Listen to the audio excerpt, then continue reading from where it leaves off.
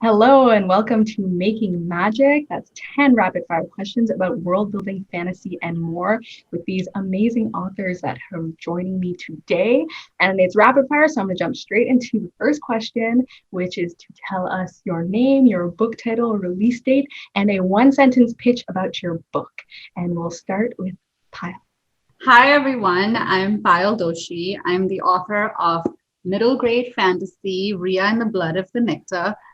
It comes out June 2021, and the story is about 12-year-old Ria Chetri, who lives in Darjeeling, India, and who portals into a magical realm and goes on a secret and thrilling quest to find her missing twin brother.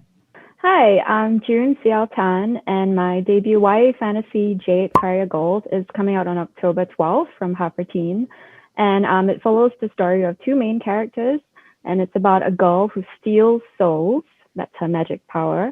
And she has to team up with a prince who's out for revenge. And together they team up really reluctantly to achieve their goals. Hi, I'm Akshaya Raman. I'm the author of The Ivory Key, which comes out January 4th, 2022. And it is a fantasy that is set in a world where magic is mined and used in objects. And these four dysfunctional, estranged royal siblings have to go on a treasure hunt quest to find a mythical key that's going to unlock more. Hi, I'm Vanessa Len. My YA debut fantasy, Only a Monster, is coming out in early 2022. And it's about a monster girl who has to fight the hero she loves to save the people she loves. This is our first this or that. So, contemporary fantasy or high fantasy? And we're starting with Vanessa.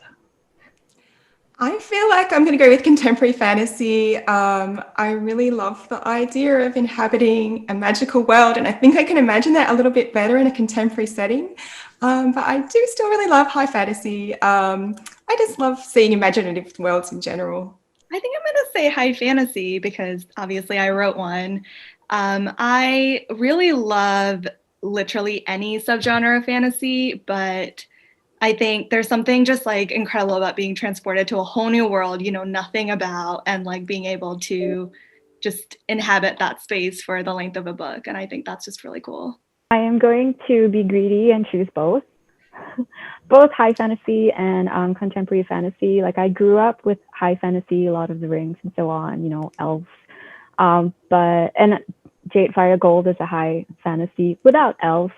But I also love contemporary fantasy because, like what Vanessa said, it's really cool to find extraordinary things in the ordinary. Like, is a teapot a teapot? Is the door a door? Does it bring you to somewhere else magical? And it also reminds me of anime, and I love anime. So, like, contemporary fantasy is just has a special place in my heart, despite me writing a high fantasy book. High fantasy for me.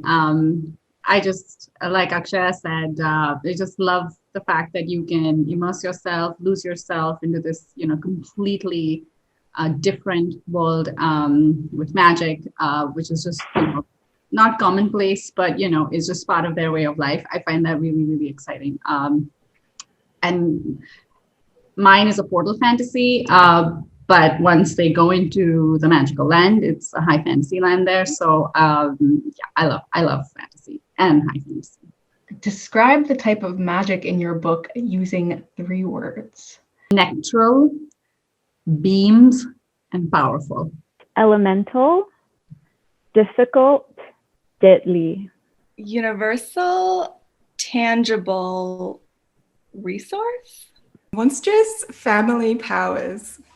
I love hearing all these because then, like, you now as the viewer can be like, okay, I gotta like look these books up and I gotta figure out how all this stuff goes together, because I always love the words that like authors just pick to go with their systems and magic.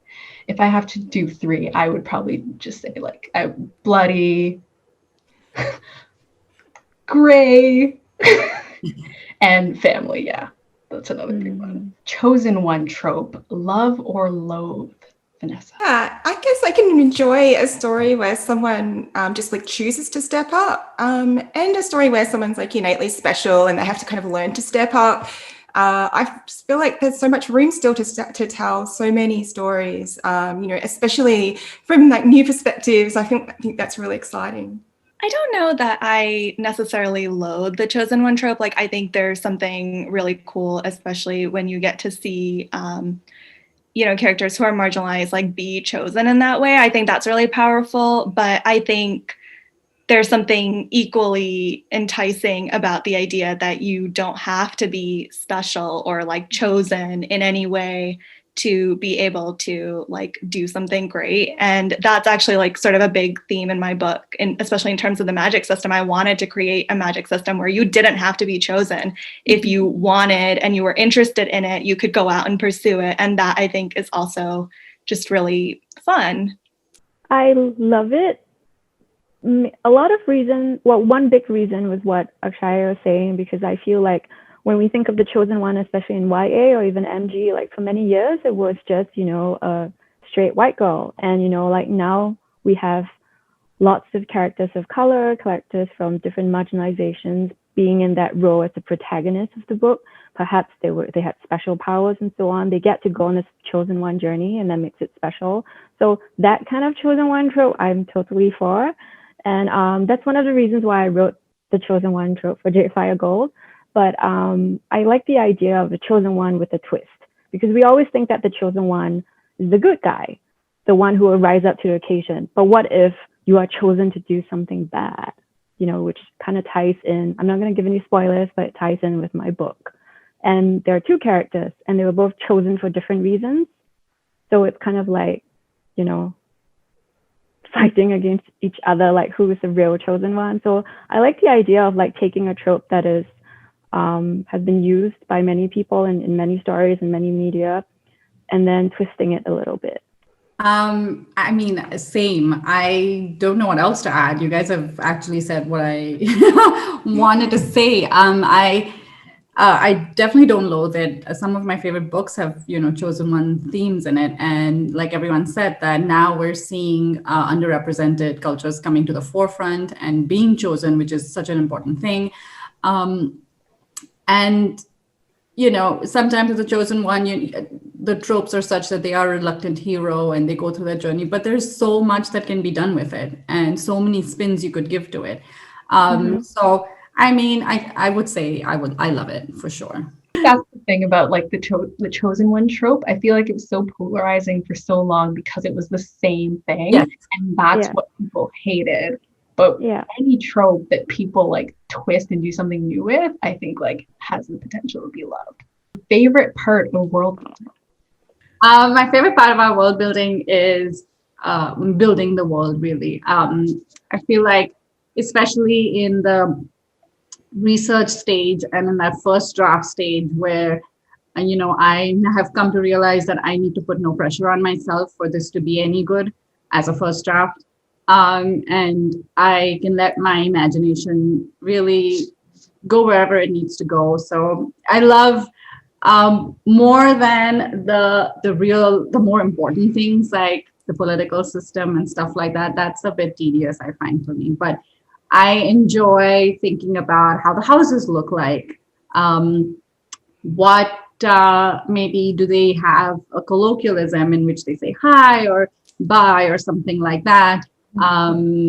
If there are any fantastical creatures, then what kind of creatures are there? I had a real blast doing that with my book.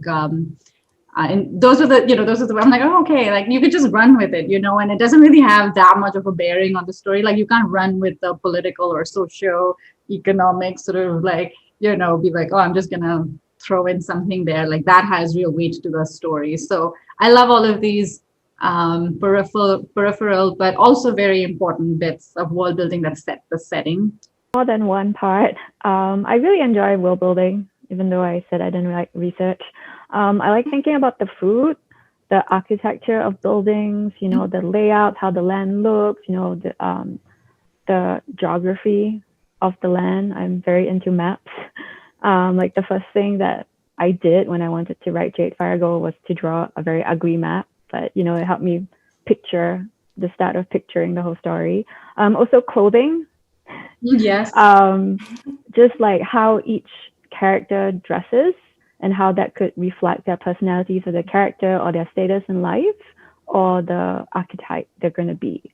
And also like customs, especially if you're building like a brand new world, or, you know, you're focusing on certain themes, like the customs between different classes of people or in intra families and all that. Like, I'm interested in, like, you know, exploring that aspect of world building. Actually, before I talk about my favorite part, I do want to say that June has a really great map on her website, so you should go check that out. It's really cool. I will. Thank you. Thanks. Yeah.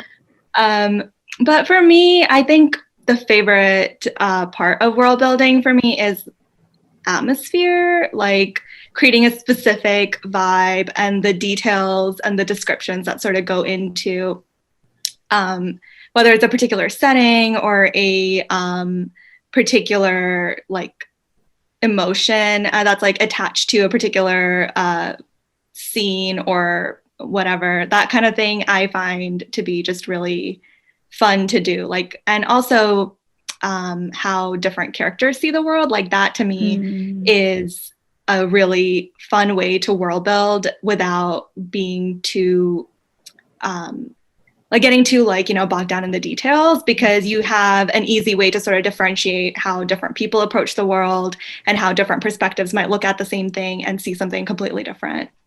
And that I find just really fun and really interesting to do. Yeah, it's so cool to hear everybody's approaches. I can't wait to check out that map. It's really cool that you started with a map as well. It's really interesting. I really love world building. I feel like it's my favorite part of writing in general. So, but I think my favorite aspect of that is when like all of the parts of the world building start to come together to create this feeling of like a real lived in world. Yeah, so I think that's my favorite part of world building, which is also my favorite part of writing. I love that. I wrote out this question for you all, and I was like, what's my favorite part of world building? And I was like, can I say nothing? Ha ha ha ha. But that's just because I struggle with it. But like, I loved hearing all your answers and like how different they were. And yeah, for me, it's always been magic systems. I always like figuring out how the magic system is going to work. I don't like fixing my magic system and making it make sense to other people. That's harder, but I like making it. Vampires or werewolves, Vanessa? I'm going to say vampires. I think the immortality trope is quite interesting to explore, and I also really like a hidden world within a world, which is a little bit like what I've done with my book. But I do find them really scary, so that's my main drawback when it comes to vampires. That's so interesting, because I feel like vampires have changed so much, like in different types of books, that like I didn't think people thought vampires were scary. I'm scared. I thought it was like a war. So very. I'm also gonna say vampires, but truly just for a nostalgia reason. Like a lot of the things that I really loved growing up, like when I was a teenager, I loved Buffy. I loved the Vampire Diaries. And Twilight. I was actually a teenager when those books came out. I was like 14 when the first one came out. So I actually read them as a teen. So of course, like that also was like a really big sort of influence on me, like as a teen writer. And so because of all of that, I feel like I kind of have to say vampires, even though all of the things that I just mentioned actually have werewolves in them too. I'm going to go with vampires because they're hot. I mean, obviously, you know, they don't always have to be hot, and like vampires can be really creepy, especially if you look like, you know, in old films and old books, they were written like completely different before like Stephanie Meyer came along. But yeah, I think vampires are cool. Like the whole immortality thing is really interesting to explore. Like, did they want to be a vampire? Do they like living for so long? Isn't it sad and lonely? Or do they like relish it, you know? And I'm really afraid of blood, but somehow I'm kind of like, that makes me intrigued that I'm afraid of blood. So I'm kind of like, vampire is kind of cool. If I were a vampire, maybe I wouldn't be so scared of blood. I'm going to say vampires as well. But so I love watching stuff with vampires, like TV shows or movies or, But writing, I mean, I would pick neither, to be honest. Werewolves are too gory for me. I don't like gory stuff. Vampires, yes, are hot, but a bit creepy. I feel like they're a bit, I don't want to say overdone, but kind of. I've read only 2 books with vampires in them. One was Dracula, which is fantastic, and Interview with a Vampire, which was fantastic. But since then, I never read the Twilight books. I was older once it came out, and it was like, I was snooty about it, so I never read it. I watched 2 of the movies. But yeah, I was, I never was a team Edward or a team Jacob. Yeah. Would not care. So I'm meh about both, but if I had to pick, I'd pick vampires. Vampires across the board. When? I'm coming in just to swipe it all away and say werewolves. Which is why I found it interesting that you talked about like werewolves being too gory, because I never thought of that, but I actually do really like gore. And I wonder if that's contributing. But my first book was a big ripoff of Twilight, but just the werewolf half, because I just wanted more werewolves and I was upset about it. So I just wrote full ripoff. But I'm very interested. I love the topics coming up about like immortality as well. Least favorite part of world building, Akshaya? I'm going to say magic, actually. For me, what I find interesting about magic is basically as a source of conflict, whether between characters or the world. So I find magic as a tool to be incredibly interesting, but actually sitting down to figure out like the nitty-gritty details of how it works, I don't enjoy that at all. Well, I love world building, so I don't really have a least favorite part of it. So, but I will say I feel like I even enjoy the bits where you have to really problem solve to make the different parts of the world building work together. I find that really fun. So I would say my least favorite part is when the book is finished, but you can always start a new book. Oh, I love that. So wholesome.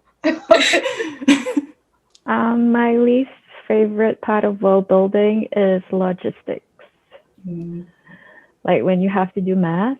I mean, you don't really have to do math, but your copywriter is going to be like, or your copy editor is going to be like, so like when I was writing Jade Fire Gold, I had like a timeline, and because the characters moved from camelback to horseback to camel, things like that, and I had to figure out, okay, I guess a camel takes this long. If I say they take 2 weeks, that makes sense to get 3,000 miles away or 100 miles away.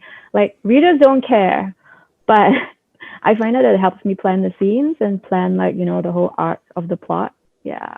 But I also don't really like doing it. I do it because it helps. Yeah. Your copy editor will care. That copy editor will be the one that says, so they traveled for 2 hours on the camel, and then they got on the horse, and then they did 4 hours. And wouldn't the horse be too tired? And wouldn't they be too tired for 6 hours? So I made sure that they changed horses like along the way and stuff like that. I'm very proud to say my copy editor had nothing to say about the timeline. Like, it was amazing. For me, it would be the need to just make everything fantastical all the time. Things that kind of like June said, for me, it was like, they're traveling this distance. So they won't say kilometers, or they're not going to say miles in this word. So, it's like, I need to come up with another word for describing distance. And again, it's not core to the story. But there's so many tiny details like that sometimes you're just like, I just wish, it could be a contemporary fantasy. Just be like, this is just miles or kilometers. So it's those little tiny things that you get stuck, because it's just like, how do I say 2 miles, or how do I say 2 kilometers? It's so weird. And so it's those things, or time, for instance.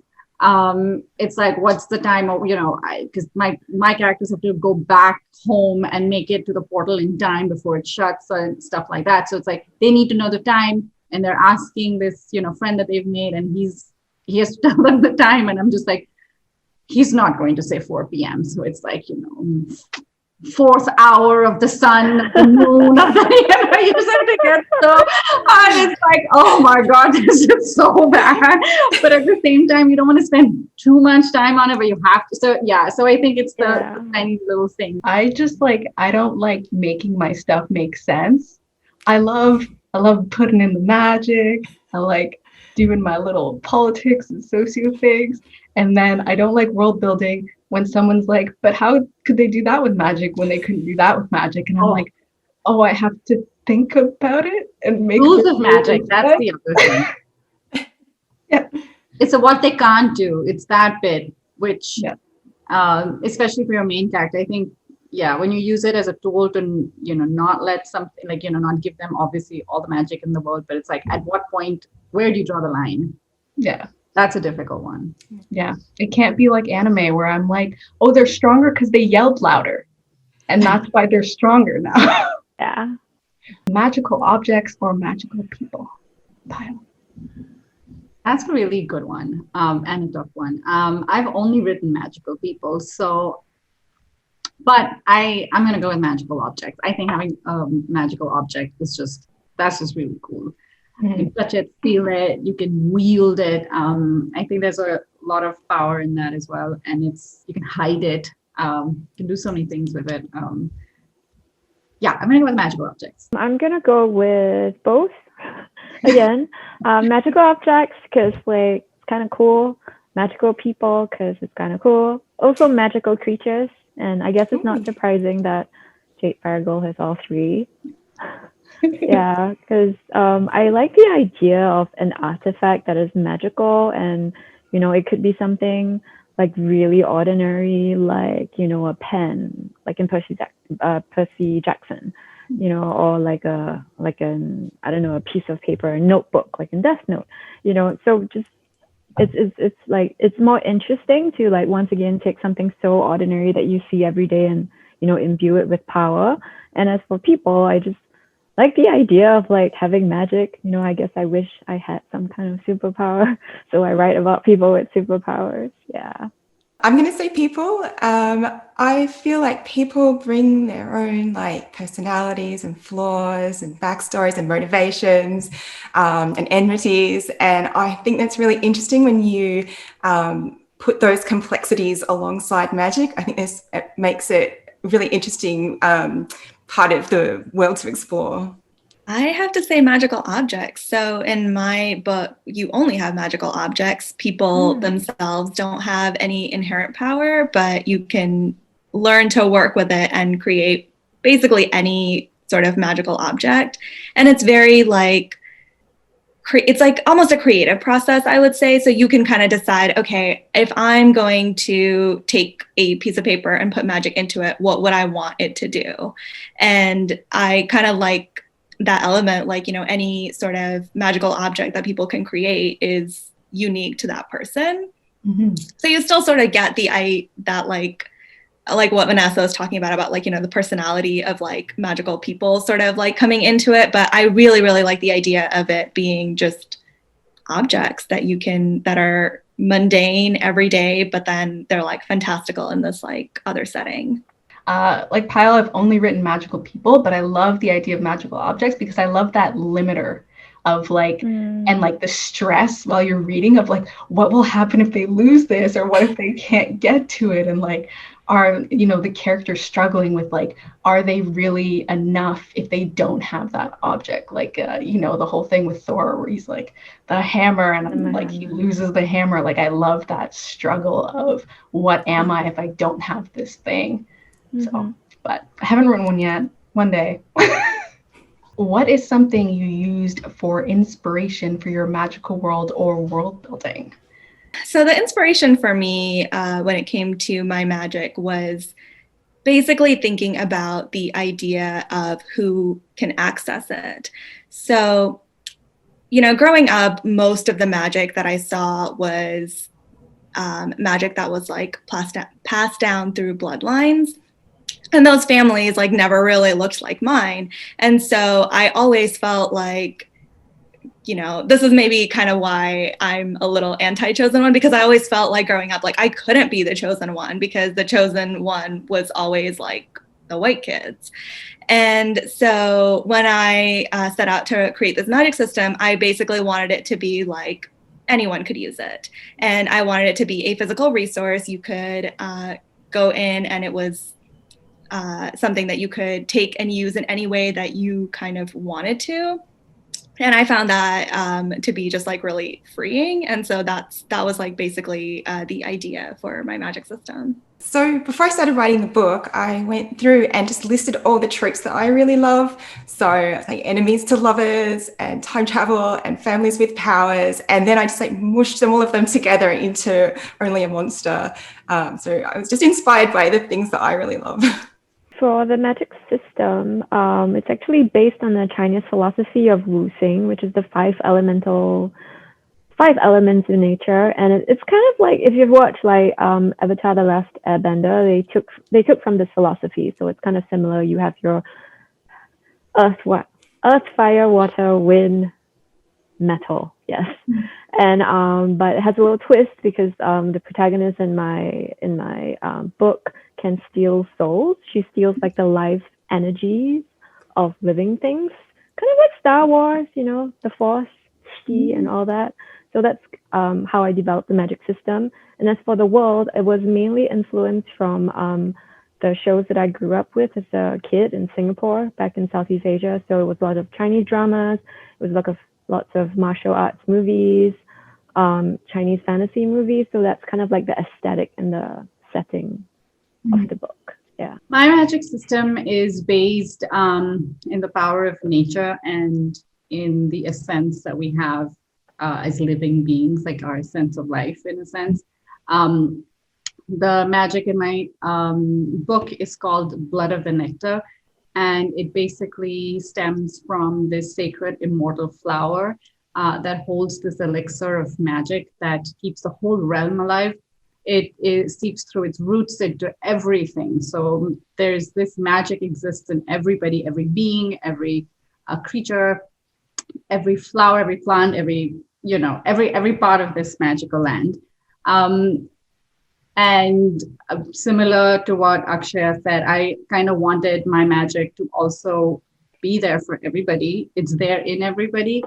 I had actually started off with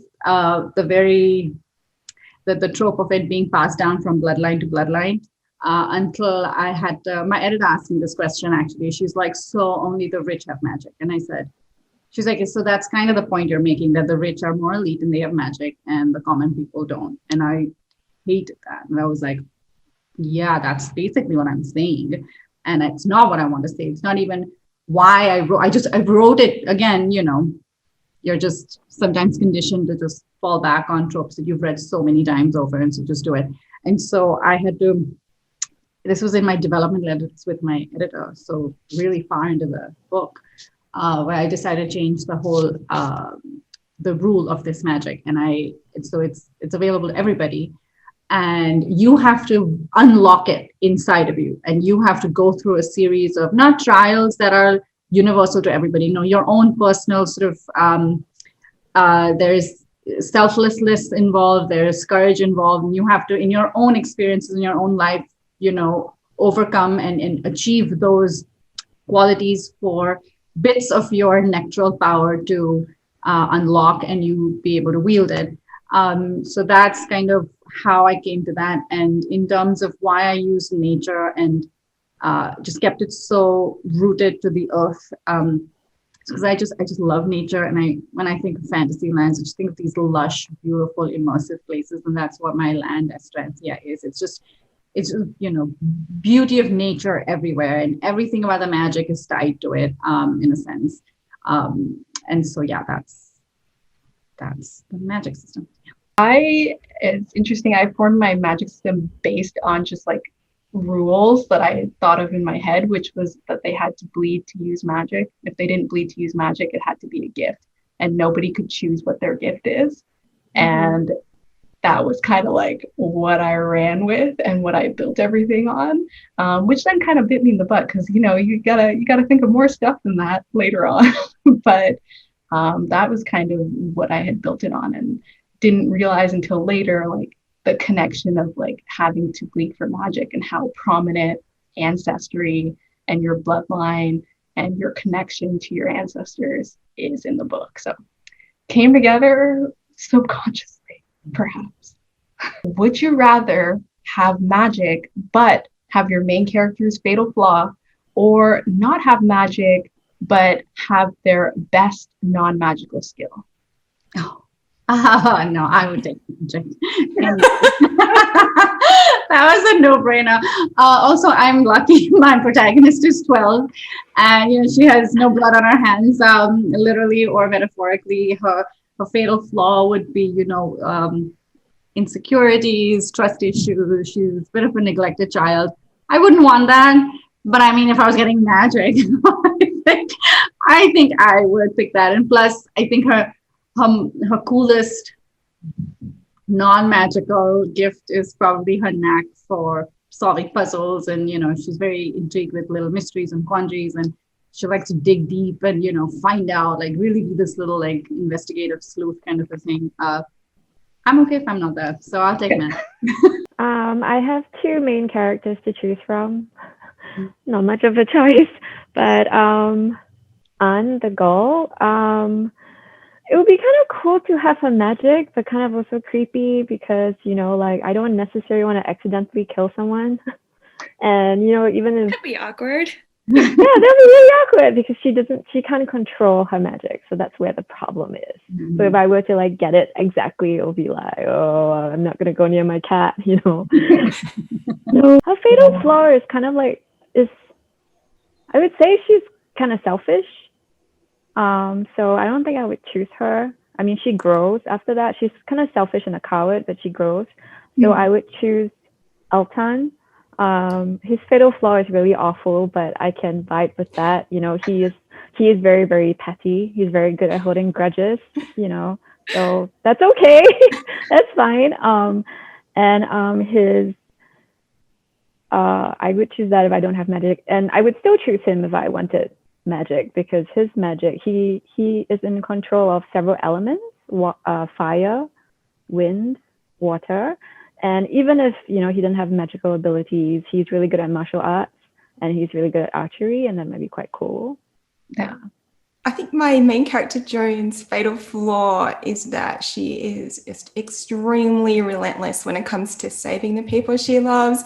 She does not think about the consequences, but she does get things done. So I feel like I would take it if I could also have magic. Although I would not like to have Joan's magic, which is quite monstrous. So this is hard for me because I have 4 main characters. So I'm not going to go through all of their flaws or strengths, but I would say I would probably want the magic, and partly because I feel like a lot of the characters' flaws and like weaknesses were really things that I drew on from my like own life and experiences. So I'm like, I already have a lot of these flaws, so I might as well like, get some magic out of it. So that's the thing when you like draw on your own kind of like things, which is what I've done as well. Like my character is extremely indecisive, much more indecisive than I am, is her fatal flaw. But I'm like, I'm already kind of that, so I'd rather just take the magic, because her whole family, they do their hair in like 2 seconds with magic. I need that time. Oh, yes. Wow. That would be fantastic. So that would be worth it. And my main character's like greatest non-magical skill is cooking. And I'm like, I'm already good at that. I don't need that from you. And that's it for Making Magic. Thank you so much for joining me, these wonderful authors, and for hanging out with us. All the information about their books will be below, as well as all sorts of links that you should absolutely check out. Pre-order if you can pre-order, add on Goodreads if you can add on Goodreads, follow on all of the socials, all of that stuff. And if you like this video, please give it a thumbs up. And if you haven't subscribed already, please subscribe. And thank you so much for watching. Bye.